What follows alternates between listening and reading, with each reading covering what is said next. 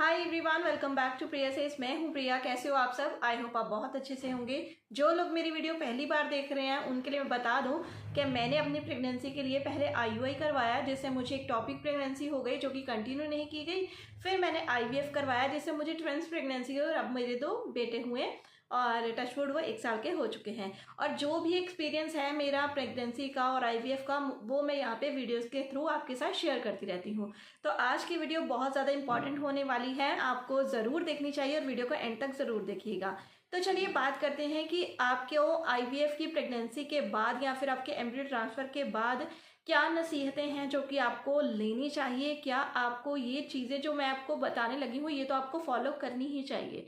इसमें आपका खान पान भी आ जाएगा, क्या क्या आपको खाना पीना है और कैसे आपको रहना है ये भी आ जाएगा। तो चलिए स्टार्ट करते हैं। समय सबसे पहले नमक की जो क्वांटिटी है उसको बैलेंस करना बहुत ज़्यादा ज़रूरी है, क्योंकि मुझे जब प्रेगनेंसी हुई तो सबसे पहले डॉक्टर ने मुझे चेक बार बार ये करने को बोला कि कहीं तुम्हारा बीपी तो नहीं बढ़ता, क्योंकि जब भी हमारी प्रेगनेंसी हो जाती है ना तो ये नॉर्मल हो जाता है लड़कियों में कि उनको डायबिटीज़ हो सकती है या फिर उनको उनका जो बीपी है वो बढ़ना स्टार्ट हो जाता है। तो डॉक्टर ने मुझे कहा था कि तुम्हें नमक जितना हम अपना, वैसे भी हमारी इंडियन जो थाली है ना उसमें नमक जो है वो थोड़ा बाकी थाली की बाकी कंट्री की जगह हमारी कंट्री में ज़्यादा ही नमक हम खाते हैं। हम कई बार रोटी पराठे में भी नमक डालते हैं या फिर कई आटा गूंथते हैं उसमें भी नमक डालते हैं, और सब्जी में तो हमारे नमक होता ही है, जाना ही है ना। लेकिन ये नमक की मनाही नहीं है। लेकिन जो हम क्या करते हैं कि हम जब कोई भी खीरा काट लिया या फिर कोई भी प्याज टमाटर कुछ भी हम सैलेड के रूप में जब खा रहे हैं तो उसके ऊपर हम नमक डाल लेते हैं। ये आपको प्रेगनेंसी में या एम्ब्रियो ट्रांसफ़र के बाद बिल्कुल भी नहीं करना है। ये क्यों नहीं करना है? ये इसलिए कि कहीं आपका बीपी बढ़ना स्टार्ट ना हो जाए, क्योंकि उस टाइम पे पहले ही आपकी जो बॉडी है थोड़ी आपके जो हार्मोन्स हैं वो ऊपर नीचे हो जाते हैं, तो आपको जल्दी जल्दी ये चीज़ें होने का थोड़ा ना खतरा ज़्यादा होता है। तो इसलिए डॉक्टर आपको एक्स्ट्रा नमक लेने के लिए मना करते हैं, आपको ज़्यादा नमक नहीं लेना है। कुछ लोग कहते हैं कि हम सेंधा नमक खा लेंगे या फिर रॉक सॉल्ट खा लेंगे, वो ठीक रहता है। ठीक होता है, लेकिन वो भी नमक तो नमक ही है। इसलिए हमें सैलेड पे या फिर हमें फ्रूट चाट पे या वैसे हम अगर किसी हमें लग रहा है कि सब्जी में नमक कम है तो हम ऊपर से डाल के उसको खा रहे हैं, वो हमें नहीं खाना है प्रेगनेंसी में और आईवीएफ के एम्ब्रियो ट्रांसफ़र के बाद। ठीक है। दूसरी बात कि हमें बहुत सारा लिक्विड लेना है, वो आप किसी भी तरीके ले सकते हो। जैसे अब जब मेरी प्रेगनेंसी हो गई थी तो उसके बाद बेड रेस्ट पे ही मैंने इतनी बार अपने हस्बैंड को तंग किया, क्योंकि मेरा तो सब कुछ, जैसे मैंने बताया कि मैं फुल बेड रेस्ट पे थी और बहुत सारा मुझे लिक्विड लेने के लिए बोला गया था।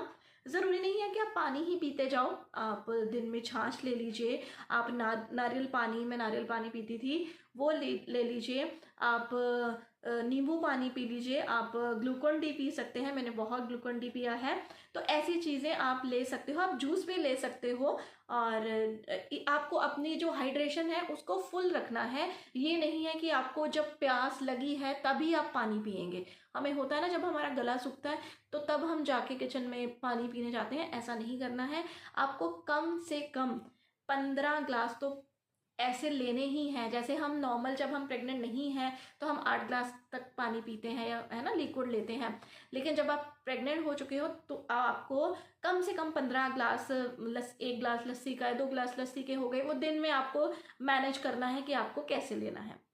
तीसरी बात आती है कि आपको ड्राई फ्रूट्स लेने हैं। ड्राई फ्रूट्स आपको बिल्कुल मना नहीं किया जाता है, मुझे भी बिल्कुल नहीं मना थे।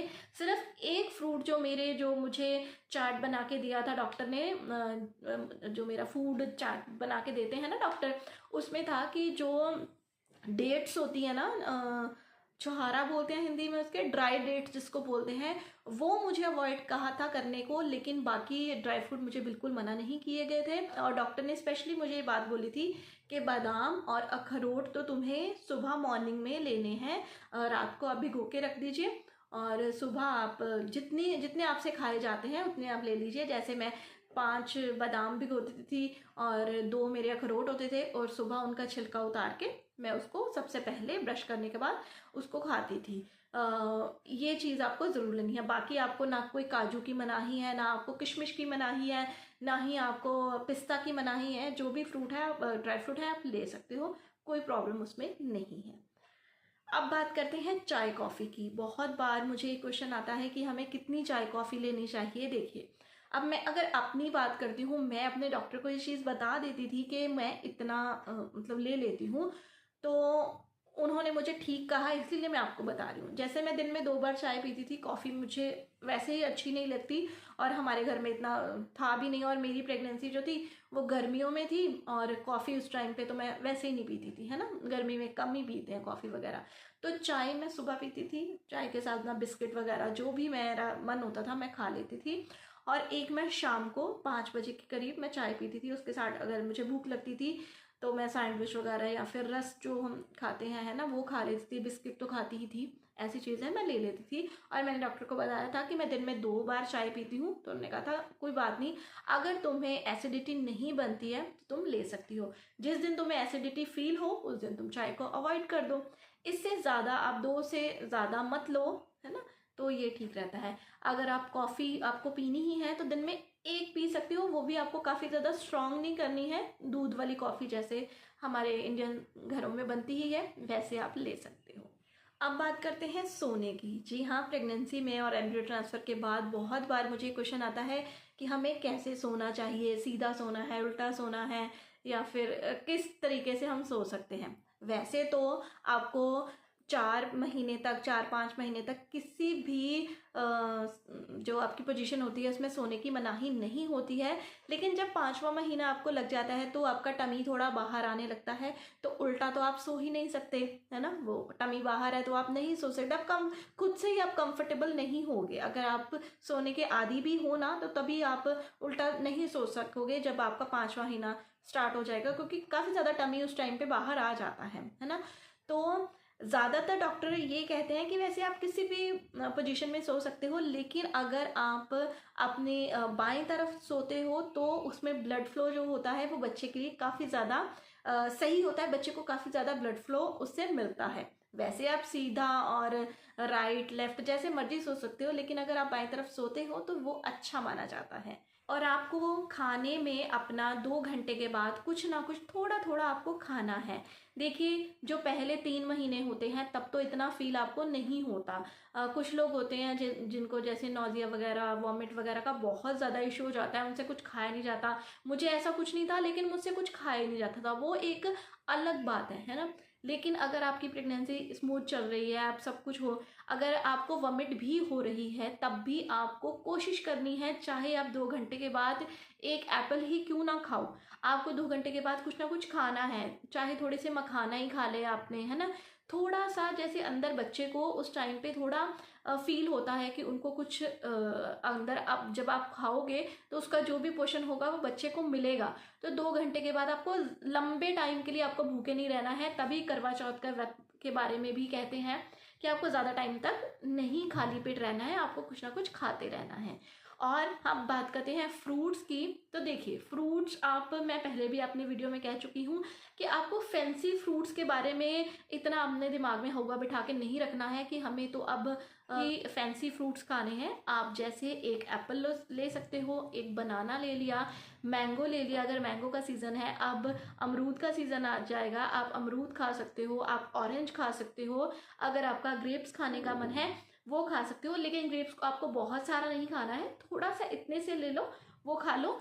थोड़ी थोड़ी गैप के बीच में आपको चीज़ें खानी है। बात करते हैं डेयरी प्रोडक्ट्स की, तो वो तो आपके लिए बहुत ही ज़्यादा ज़रूरी है। दूध, पनीर, दही, लस्सी, पनीर, और आप सब्जियों में ब्रोकली ले सकते हो, पालक ले सकते हो। देखिए, प्रोटीन आपके लिए बहुत ज़्यादा ज़रूरी है, आपके बच्चे की ग्रोथ के लिए इस टाइम पे बहुत ज़्यादा ज़रूरी है। तो आपको काफ़ी ज़्यादा प्रोटीन लेना है। आप जैसे रोटी चावल को थोड़ा कम कीजिए, जैसे अगर आप पहले 3 रोटी खाते थे तो 2 रोटी कर दीजिए। लेकिन जो आपको अगर आपने पनीर की सब्ज़ी बनाई है या फिर आपने दाल बनाई है तो वो आप थोड़ा ज़्यादा ले लीजिए। अब दालों में भर भर के प्रोटीन होता है, चने में होता है, राजमा में होता है, मूंग दाल में होता है ना। तो आप इन चीज़ों को ज़्यादा बनाइए, ज़्यादा खाइए। आप बेसन कि कोई भी सब्जी बना के खाइए, है ना। आप बेसन का लड्डू खा सकते हो, मीठे में अगर आपके खाने का कुछ दिल करता है आप मूंग दाल का लड्डू बना सकते हो, पिन्नियाँ बनती है वो बना के खा सकते हो, कोई मनाही नहीं है। जैसे आप पिन्नियाँ बना के रख लो, जब आपका दिल करे, घर की पिन्नी बनी हुई है, मूंग दाल की पिन्नी है, तो वो तो आपको हेल्दी ही होगी, मीठा खाने को दिल कर रहा है तो आप वो खा सकते हो। आपको जितना हो सकता है प्रोटीन लेना है और कार्ब्स को कम करना है। अब देखिए, अगर हम बात करते हैं वॉक वगैरह की या फिर अपनी एक्टिविटी की, अगर आपको फुल बेड रेस्ट मिली हुई है फिर तो मतलब ही नहीं है कि आप उठ के चलो, है ना। जैसे मुझे बेड रेस्ट थी तो मैं तो नीचे पैर ही नहीं रख सकती थी। लेकिन अगर आपको ऐसी बिल्कुल मनाही नहीं है तो आप हल्की हल्की वॉक कीजिए, चाहे आपके 7वां 8वां महीना 9वां महीना भी चल पड़ा है तो आप हल्की वॉक कीजिए और अपने घर का हल्का फुल्का काम कीजिए, जिससे आप बोर ना हो। ये ना हो कि आपको लगे कि अब तो बस मैं प्रेग्नेंट हो गई हूँ, मैं कुछ कर ही नहीं सकती हूँ। ऐसे अपने लाइफस्टाइल को बिल्कुल मत बनाइए। थोड़ी थोड़ी हल्की हल्की वॉक कीजिए। आपको जैसे डीप ब्रेथ की एक्सरसाइज करना काफ़ी ज़्यादा हेल्पफुल होगा। जैसे ज़्यादा सांस भरते हैं और उसको थोड़ी देर रख के फिर धीरे से सांस छोड़ते हैं।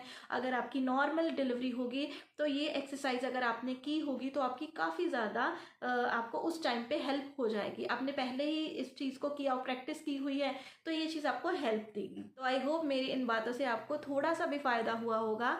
आपको इनमें से सारी चीज़ों को फॉलो करना है, जैसे मर्जी थोड़ा थोड़ा करके करो लेकिन करना है।